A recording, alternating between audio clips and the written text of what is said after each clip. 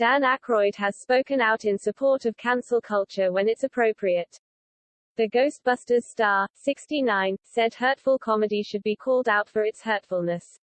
There is enough range in humor where you don't have to go scatological and you don't have to go pulling any divisive cards to get a laugh, he told The Hollywood Reporter in an interview. There is so much in the world to comment on that is outside the realm of offensiveness. As a writer, you can go to other areas and have successful creative endeavors.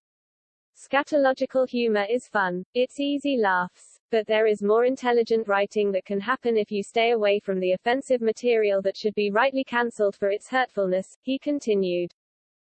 Who can be the subject of an impression today? That's an area of discussion. Can I do my James Brown imitation? He was one of my best friends. I do his voice pretty good. But maybe I shouldn't anymore. Aykroyd, who once wore blackface in the 1983 movie Trading Places, has taken a different position than many of his fellow comedic stars.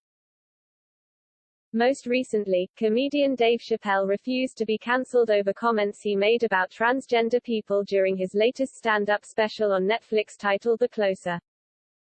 Last month, Netflix employees and others scheduled a walkout in Los Angeles.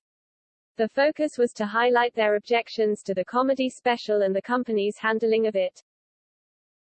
Netflix ran into a buzzsaw of criticism not only with the special, but also in how internal memos responded to employees' concerns, including co-CEO Ted Sarando's assertion that content on screen doesn't directly translate to real-world harm. Sarandos also wrote that Netflix doesn't allow titles that are designed to incite hate or violence, and we don't believe The Closer crosses that line. In an interview last month, Sarandos said he failed to recognize that a group of our employees was really hurting, as he told the Wall Street Journal, and that his comment about the effect of TV on viewers was an oversimplification. Comedian and actor Billy Crystal weighed in on cancel culture during an interview with the New York Post. It's becoming a minefield, and I get it, said the star, 73. I don't like it, I understand it. Ellipsis. I just keep doing what I'm doing, and that's all you can do right now. Chris Rock spoke out against cancel culture, noting that it's led to unfunny and boring content from comedians. The stand-up comedian appeared on The Breakfast Club in May. It's weird when you're a comedian because, like, when you're a comedian, when the audience doesn't laugh, we get the message. You don't really have to cancel us because we get the message. They're not laughing, he explained. Our feelings hurt. When we do something, and people aren't laughing, we get it.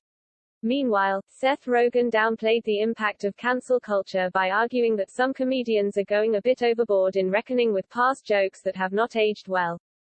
Rogen, 39, appeared on Good Morning Britain earlier this year and showed some understanding toward cancel culture proponents, even taking responsibility for certain jokes that he understands would not play well today. There are certain jokes that for sure have not aged well, but I think that's the nature of comedy, Rogen said, via Insider. I think conceptually those movies are sound, and I think there's a reason they've lasted as far as people still watching and enjoying them today. Jokes are not things that necessarily are built to last.